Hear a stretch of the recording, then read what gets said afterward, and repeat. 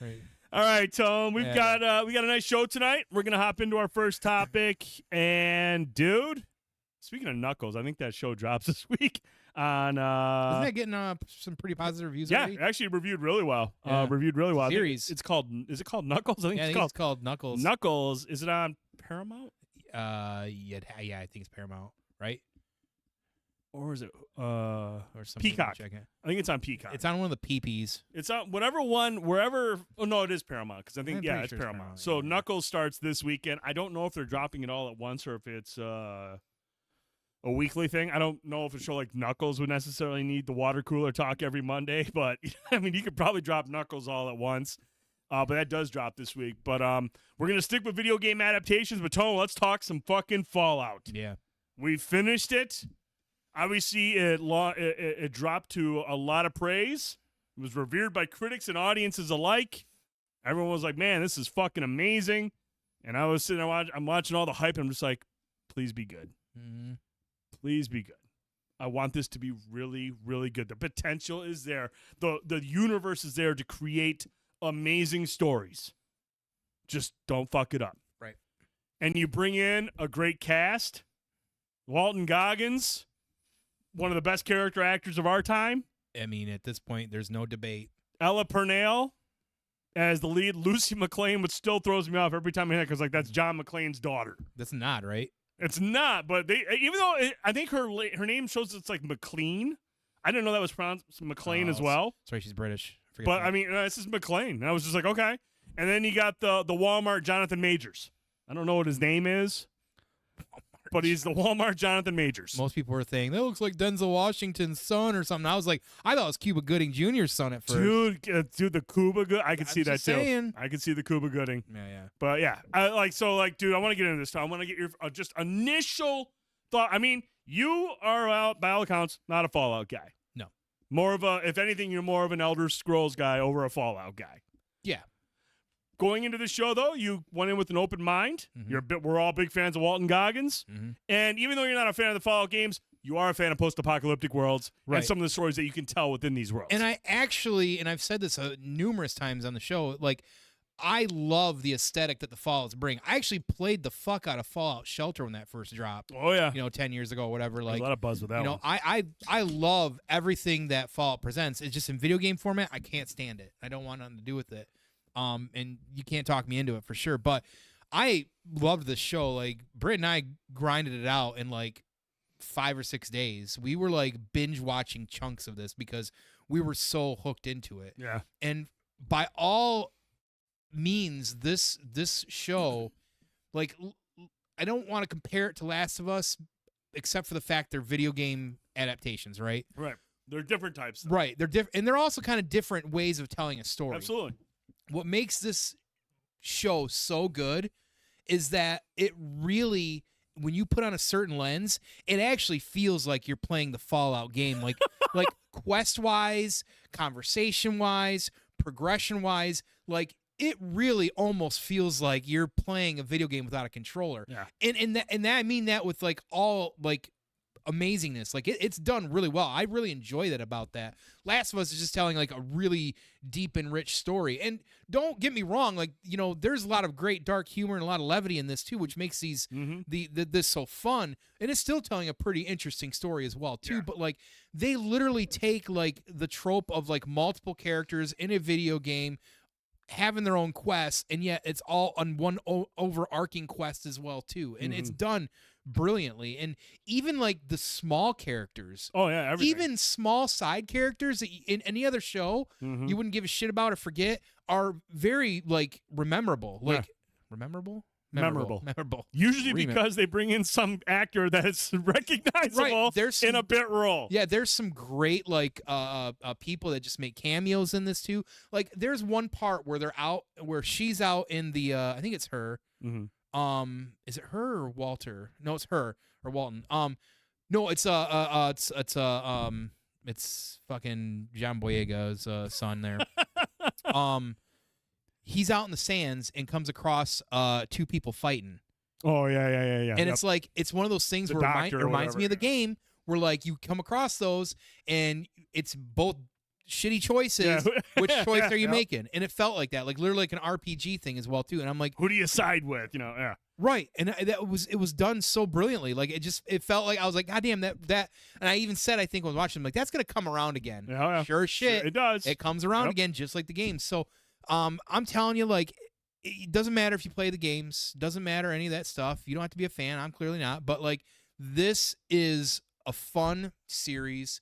It's very engaging, and then you got somebody like Walton Goggins, Yep. who, even though originally I didn't think was going to be such a main character, I really do. I thought when we saw the trailer, I knew he was a Holy- ghoul, but I thought the focus was going to be more on him Right. before the bombs dropped. I can't believe how threaded he was through the whole thing. and He's how awesome. Like, and you learn, like, even me, like, I don't know a lot about Fallout. I know enough stuff, but like the way a lot of the stuff kind of comes across and things get revealed, and you start seeing like what people are doing or who these are now or why they're around and all this stuff. You're like, it's very Fallout. Yeah. It's very, very fantasy sci-fi, and they did a great job of it. Now, the best thing about this is that you could do this forever, and it's perfectly great to do that because, you know, and that's the great thing even about the games in that sense. Like, you can do endless amounts of this because if you wanted to, every 50 years, open up 1,000 vaults Mm-hmm. in simultaneous succession, you could do it and get away with it with Yeah. different stories. You made an example earlier about it. I don't know if I'm ruining some of the things you're going to say, but you said it reminds you of like the Fargo series, like where it's just like these singularly stories that take place in the same area but don't really have any crisscrossing. Right. They're just different Yeah. people going through different stories. And that's exactly what you could do with this. And then, you know, I even said, just shit, have Walton Goggins be like this common thread through them all because he's He's a been fucking around ghoul. He's been around so for a long. minute. Yeah, so it would work out great. And man, I like the jokes, all the fun stuff, all the bits. Like there would be many times where it's like, I kind of get that reference or this, that, and the other. It was done really well. Can't praise it enough. Clearly, everybody else I believe out there is liking it as well too. And you know, Amazon Prime has, man, I tell you, for some of the stuff they've done that I'm very critical about, like Rings of Power and things of that nature, the other stuff that they've been doing has been like really, really good. Like they're just Mhm. throwing out money, and you can tell in this they The put production value was through the roof. right, and they used a lot of practical effects in this. There's some CGI. It's like a mix of the two, But the CGI isn't overdone. It's like not overdone. And It's there to enhance the scenes. and it makes you feel like you're part of it, and that's Yep. so important. We'll always say that. But I mean, outside of this, Reacher, you know, The Boys, Gen V, and I know there's a few other shows out there that I'm not gonna throw out there right now, but like, I'm telling you what, Amazon Prime is trying to keep that staying power with TV. Right, wrong, or indifferent. If you like them, hate them, Amazon, that's a whole other debate. But man, this was awesome. I can't wait for a season 2. Yep. And I even told you, I said they could, if they do this right, if they keep the same like tone and everything Yeah. and writing that they did the season 1, they could go 8-10 seasons and it wouldn't feel like it was overstaying its welcome at Yep. all. Nope. As long as it keeps, like you said, the pacing, the tone, and everything Man. has that, like, and you know, going back to what we're talking about between this and The Last of Us, you know, The Last of Us is a 1-to-1 adaptation of a story. Mhm. It is very much just like the game, with some tweaks here and there to enhance the story. You know, the cold opens to the first 2 episodes were never a part of the game, but were effective at building the world. Expanding, yep. And that stuff was really, really interesting. But like by all accounts, that was a 1-to-1 adaptation of a fucking amazing game and a story. Now, you can approach something like Fallout and be like, okay, look, we're not going to redo Fallout 3. We're not going to tell the story of Fallout 3, even though it is kind of similar at the beginning because Lucy's dad, he gets taken from his vault, but in Fallout 3, your dad leaves the vault. Liam Neeson, who does the voice for him, he leaves the vault, and you're like, I gotta go find my dad. So that's kind of like the only like similarity in terms of like the story and the progression of the plot. But like the way you can do Fallout games is like you have obviously with hundreds of vaults, you have the freedom to bend things and tell a story that you want to tell that fits within the Fallout universe. Now, the thing that matters still is specific dates, certain events that have carried over from each game that are referred to in each game. You got to have those things kind of like that has to be canon. That has to be something because those. I don't know if you saw the discourse that came out. I think it was after episode 6. There's a scene where Lucy is in Vault 4 and she's going down into the basement and she looks on that chalkboard that has all the dates of like the fall of the new California Republic, and then there's like certain dates here and there. And people took offense to that because some of the dates don't quite match up, and people were at first worried, are they retconning Fallout New Vegas? Is that no longer a part of lore? Because according to the date, and I can't remember the specifics of it, but according to the date, one of it suggests that like Fallout New Vegas never happened, or the events of Fallout Vegas. I'd have to look into specifics, but like I didn't play a whole lot of Fallout Vegas to know why everyone's upset about it, but the dates don't quite line up. So people were wondering, are they retconning that? Then the other people were going, are they retconning Fallout 1 and 2? Because certain dates didn't match up. So I mean, there's little things like that I think you need to pay attention to. But I also think, like, you know, those are also just dates. So, I mean, maybe a little liberties were taken here and there. Yeah. But by all accounts, like, if you want to do something like Fallout that allows you to go out there and create stories, original stories, there's just a small blueprint you got to follow, I think. Mm-hmm. And by all accounts, this show captures the essence of the game. Mm-hmm. Like you said, the dialogue, the dark humor, the major violence, faction. the violence in this show. Yeah. Very Gory typical at of a times. Fallout game. Yeah. And dude, Walton Goggins' line, what does he say? I fucked a chicken? No, he says something to the effect of like, "Thou shalt be sidetracked by bullshit every goddamn time," which is typical in just about any open world RPG. Yeah. You're trying to do a fucking main quest and you just get sidetracked with side quests and all that stuff. And when he said that, I was just like, this fucking show gets it. Mm-hmm. These people who made this show, they get it. And it's little nods like that were fucking awesome. Jay Hill says also the dates was in Vault, so who knows? Again, you know, the thing is with the Vaults, what kind of information are they being fed from management? There's a lot of bullshit going on. And like the story, I agree with you. I think the story for the most part was was good. I felt like the first 5 episodes or so were a little scatterbrained, but they did a good job at world building and kind of explaining our characters' motivations. I looked at that as like how you play those games. Like you have your overall arc. She's looking for dad, but like it's all side quest bullshit. It's a lot of side quest stuff. But then once you get to, I think it's episode 6, is where the story starts to really focus on Vault Tech. Mm-hmm. And I feel like that's when the show becomes its most compelling, because now we're kind of like asking questions about Vault Tech that I don't think have ever been really addressed in the games. We know who Vault Tech is, but now we kind of get kind of a clear look at what their intentions may have really been the whole time. And like I think it was episode 8 where there was a couple of scenes where I was just like, bro, like this is fucking heavy shit. Yeah. Like really good. And not only was it important for the story, but it also changed Walton Goggins' character arc a lot. Like you learned a lot in those last couple. I was like, oh. Yeah. Now I'm starting to understand his motivation. Even as a ghoul, I understand what's driving him. And like I said, those last couple episodes, fucking really compelling when it started to focus in on what the real issue at hand is. And that's where I felt like that show peaked. I was like, okay, this is fucking amazing now. So, I mean, like, it's just a great show, and I think it just further proves that it's time to start taking video game adaptations very seriously, because there are great games out there, and if these production companies just step back for a second and don't just think, hey, let's take this game that everybody loves, throw it together, and just throw it out there and make the money. Now you're actually looking at the source material, being respectful of the source material, understanding that there is a great story to tell. It's not just fucking nerds shooting stuff. There are stories out there that are worth telling, that are super compelling, and they're starting to realize it. And I think it's also because Hollywood's run out of fucking ideas. So I go, we can't keep making sequels. Let's start making these games that actually have good stories. And now you're introducing it to a wider audience. Right, because it's like how it cycles, right? Like Hollywood probably, lost ideas back in the day, or maybe everybody's read every single book, right? So like you take books, you adapt them, but now you've got a whole new media that's hotter than hell. It doesn't matter what age you are. You could be 70 years old playing on your Nintendo DS. Yeah.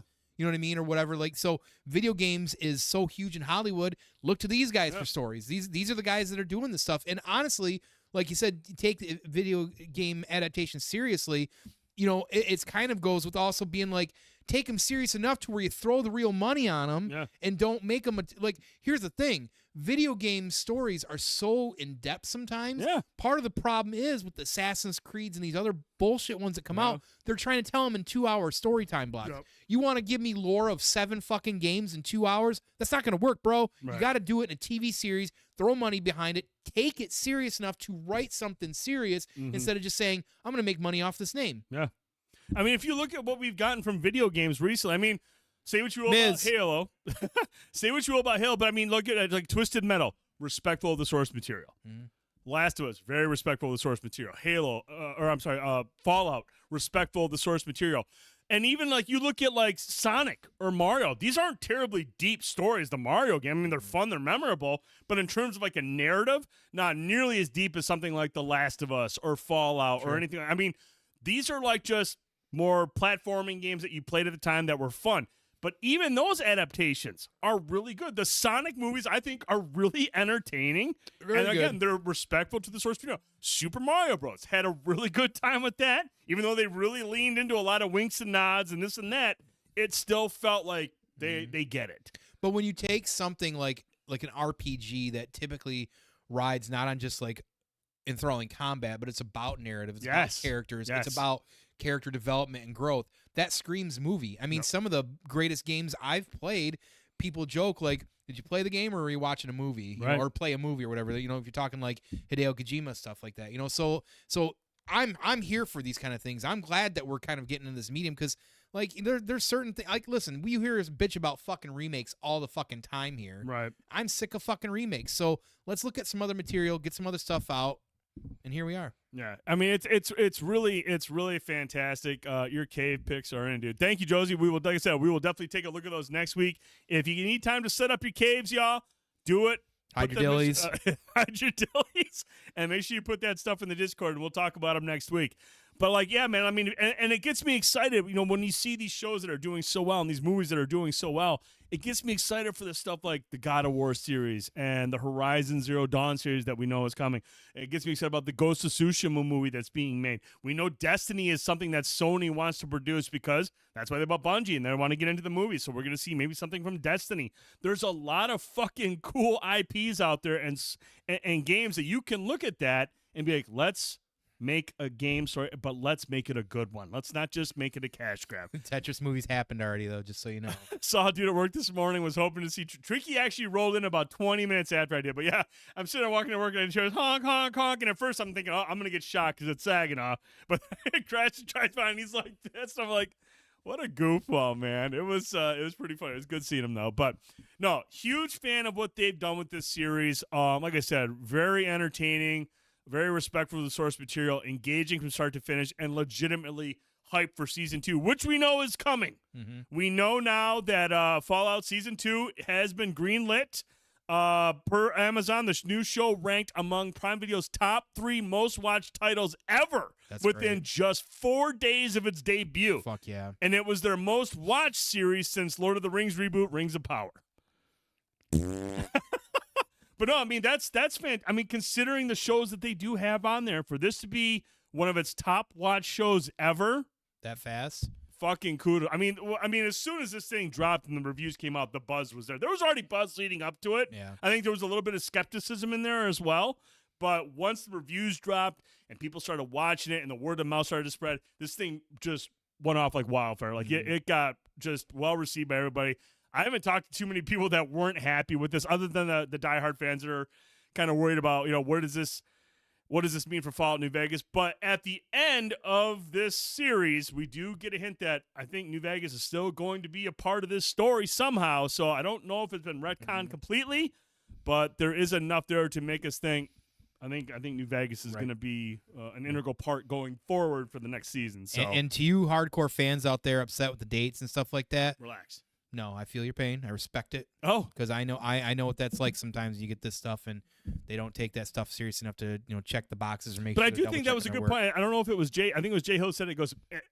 Those dates were coming from management, and that's what I thought that's too. That's a good point, and that may be a way they can use it to clean it up next season. Exactly. Well, I mean, that vault I see you. I want you to know I understand that because it's those little things sometimes that are really important. So it's unfortunate, but who knows? Hopefully they explain it away, and hopefully it doesn't deter you too much from it. Because as somebody who has been down that route with things that they love and see people bastardize it, and other people go, "Oh, great," I understand what you're going through. So. For sure. Jay Hill says, I thought I saw the writers say New Vegas is canon in the show, and that very well might be. I thought so like too. I said, we basically see New Vegas at the end of the season, at the end of the last episode.